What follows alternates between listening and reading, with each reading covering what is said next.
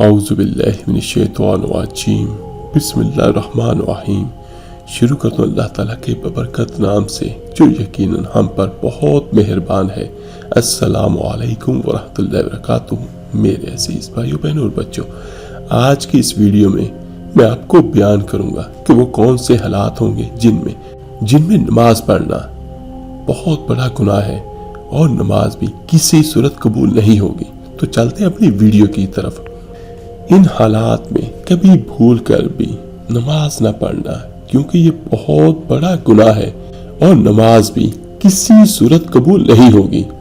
اس پر پہلے نمبر پر نیند کے غلبے کے وقت نماز پڑھنا۔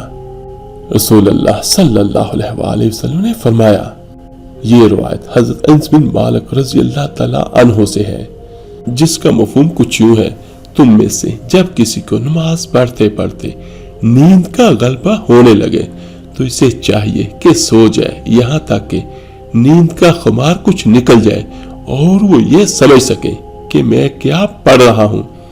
یہ صحیح بخاری میں بھی یہ روایت ہے اور سنن نسائی میں بھی یہ روایت موجود ہے۔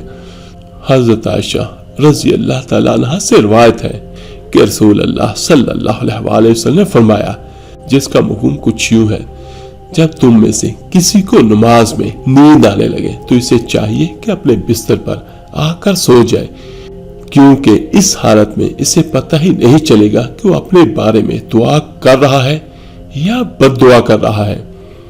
اور شارحین حدیث نے اس حدیث کو صلاۃ اللیل پر معمول کیا ہے، چونکہ رات کے وقت نیند کا غلبہ ہوتا ہے، اس لیے صلاۃ اللیل کی ادائیگی کے لیے اس بات کا خیال رکھنا ضروری ہے کہ نیند کا خمار بالکل زائل ہو جائے، یعنی نیند بالکل نہ ہو، تو اس کے بعد پھر نماز ادا کی جائے۔ جبکہ بہت سارے حضرات اس حدیث کو عام قرار دیتے ہیں کہ یہ حدیث فرض اور نفل سب کے بارے میں ہے۔ اس حدیث میں یہ وضاحت ضروری ہے کہ فرض نماز کی ادائیگی میں اگر کافی وقت باقی ہو تو غلبہ نیند کی صورت میں کچھ دیر آرام کر کے نماز پڑھ لے، اور اگر وقت تنگ ہو رہا ہو اور نماز قضا ہو جانے کا خطرہ ہو تو اپنی پوری کوشش کر کے اپنے آپ سے نیند اور سستی کو زائل کر کے پھر نماز ادا کرے۔ ایک روایت حضرت ابو قتادہ رضی اللہ تعالیٰ عنہ سے روایت ہے کہ اللہ کے رسول صلی اللہ علیہ وآلہ وسلم نے فرمایا، جس کا مفہوم کچھ یوں ہے: تفریق نماز میں کوتاہی نیند میں نہیں ہے، تفریق تو بیداری میں ہوتی ہے۔ یعنی دین میں اگر کسی شخص سے کبھی کوئی نماز فوت ہو جائے تو یہ تفریق نہیں کہلائے گی۔ تفریق یہ ہے کہ انسان جان بوجھ کر نماز میں اتنی تاخیر کرے کہ دوسری نماز کا وقت داخل ہو جائے، جیسا کہ شرح المشکات الطیبی میں ہے۔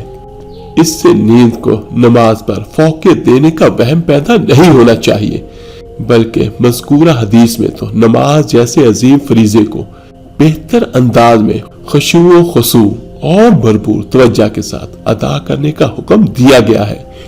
باقی نمازوں کے لیے جو اوقات مقرر ہیں، انہیں اوقات مقررہ پر ہی نماز ادا کرنی چاہیے، اور حدیث مبارکہ میں اسے اللہ تعالیٰ کا سب سے پسندیدہ عمل قرار دیا گیا ہے۔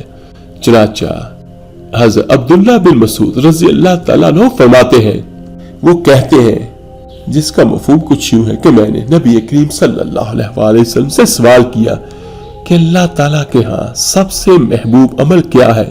تو رسول اللہ صلی اللہ علیہ وآلہ وسلم نے ارشاد فرمایا، نماز کو اپنے وقت پر ادا کرنا۔ مقررہ وقت کے اندر کسی وقت بھی نماز پڑھی جائے تو نماز ہو جائے گی اور وہ نماز ادا کہلائے گی۔ اس سے تاخیر کرنے پر نماز قضا ہو جائے گی۔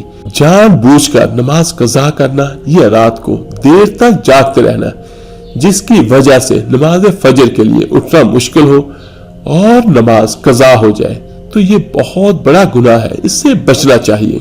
تو اس کا مطلب کیا؟ یہ ان لوگوں کے لیے ہے جو میرے بھائی بہن رات کو بہت دیر تک جاگتے ہیں اور پھر کہتے ہیں کہ ہم سے صبح کی نماز نہیں پڑھی جاتی۔ تو کوشش کریں، بلکہ کوشش نہیں، ہر کوئی 100% اس کو شیئر کرے کہ ہم نے ہر صورت ساری نمازیں ضرور پڑھنی ہے۔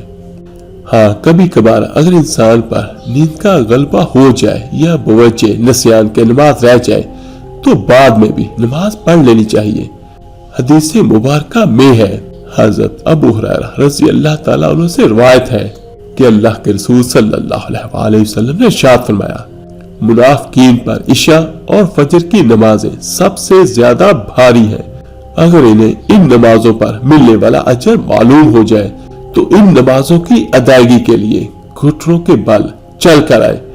और मेरा दिल चाहता है कि मैं नमाज का हुक्म करूं और नमाज खड़ी हो जाए और फिर मैं किसी को जमात करवाने का हुक्म दे दूं और खुद कुछ ऐसे लोगों को साथ लेकर जिनके पास लकड़ियों की गठरी हो, ऐसे लोगों की तरफ निकल जाऊं जो नमाज में किसी शरई उज़र के ना होने की सूरत में भी शरीक नहीं होते और जाकर उनके घरों को आग लगा दूं।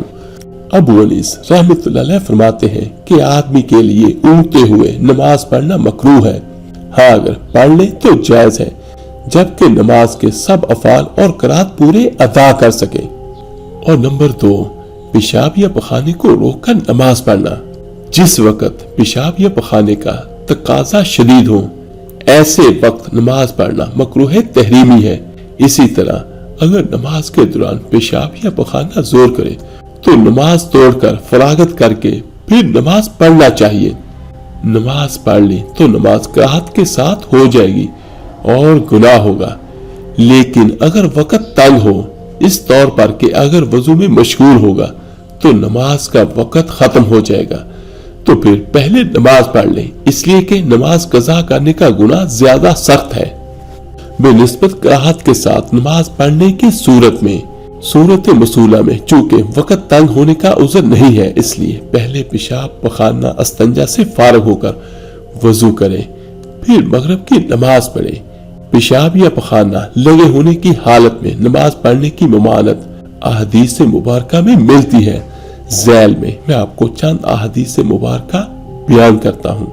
हजरत हशाम बिन अरवा अपने वालिद अरवा से रिवायत करते हैं कि हजरत अब्दुल्लाह बिन अरकम रज़ी अल्लाह तआला अन्हु लोगों की इमामत कराया करते थे। एक दिन जमात का वक्त हो गया तो आप कज़ाए हाजत के लिए चले गए। फिर वापस आए तो फरमाया कि मैंने रसूलुल्लाह सल्लल्लाहु अलैहि वसल्लम को फरमाते हुए सुना है, जिसका मफहूम कुछ यूं है कि जब तुम में से किसी को पखाना लगा हो तो नमाज पढ़ने से पहले इससे फारग हो ले। हज़रत सोबान रज़ी अल्लाह ताला अन्हु से रिवायत है कि रसूलुल्लाह सल्लल्लाहु अलैहि वसल्लम ने फरमाया, किसी शख्स के लिए ये जायज नहीं है कि दूसरे के घर में ताक झांक करे बगैर इसकी इजाजत के, और अगर उसने ऐसा किया तो गोया के वो इसमें दाखिल हो गया। और कोई इमाम जमात से नमाज पढ़ाए तो सिर्फ अपने लिए ही दुआ ना करे, मुक्तदियों को छोड़कर। अगर इसने ऐसा किया तो इसने इनके साथ खयानत की।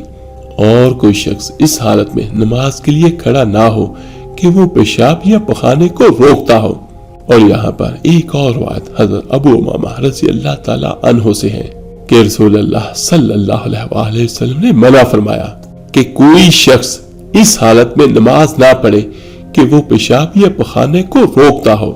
हज़रत अब्दुल्लाह बिन अरकम रज़ी अल्लाह ताला अन्हु बयान करते हैं कि नबी करीम सल्लल्लाहु अलैहि वसल्लम ने फरमाया, जब नमाज का वक्त हो और तुम में से किसी को पखाना की हाजत हो तो वो पहले रफा हाजत कर ले और उसके बाद फिर नमाज पढ़े। और नंबर 3 पर सख्त भूख की हालत में नमाज पढ़ना। अगर जमात तैयार हो और भूख की शिद्दत भी ना हो तो ऐसी सूरत में नमाज से पहले खाना खाना जायज नहीं है।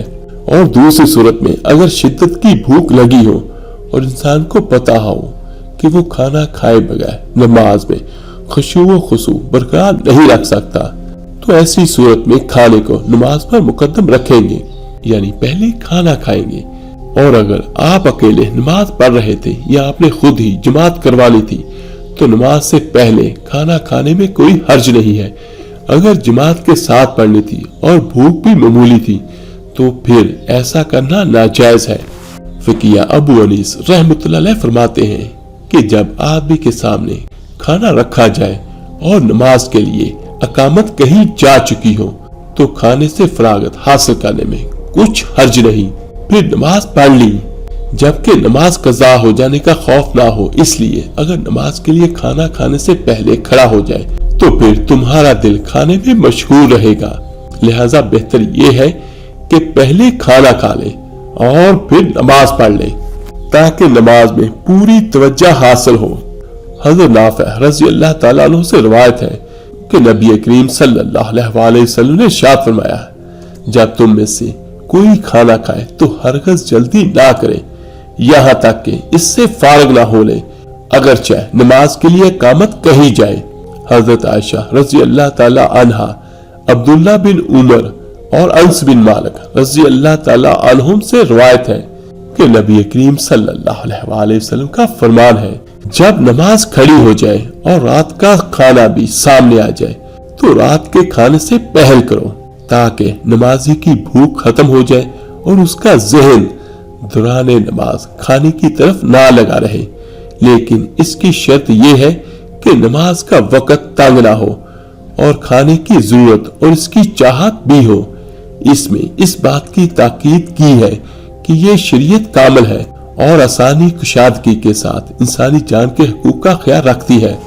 اللہ پاک سے دعا ہے اللہ پاک ہمیں دین کو سمجھنے اور اس پر عمل کرنے کی توفیق عطا فرمائے اور ہمیں نیکوکاروں میں شامل فرمائے۔ آپ میرے لیے دعا کیجیے گا، میں آپ سب کے لیے ضرور دعا کروں گا۔ اس ویڈیو کو لائک اور شیئر ضرور کیجیے گا۔ آپ کے ایک شیئر کرنے سے اگر کسی کی اصلاح ہو جائے گی تو یقیناً اس کا اجر اور اس کا ثواب آپ کو اور مجھے ہم سب کو ملے گا۔ تو ملتے ہیں جلدی انشاءاللہ تعالی ایک نئی ویڈیو عمل کے ساتھ۔ اپنا بہت بہت خیال کیے گا۔ اللہ حافظ۔ صلی اللہ علیہ وسلم ابر کرم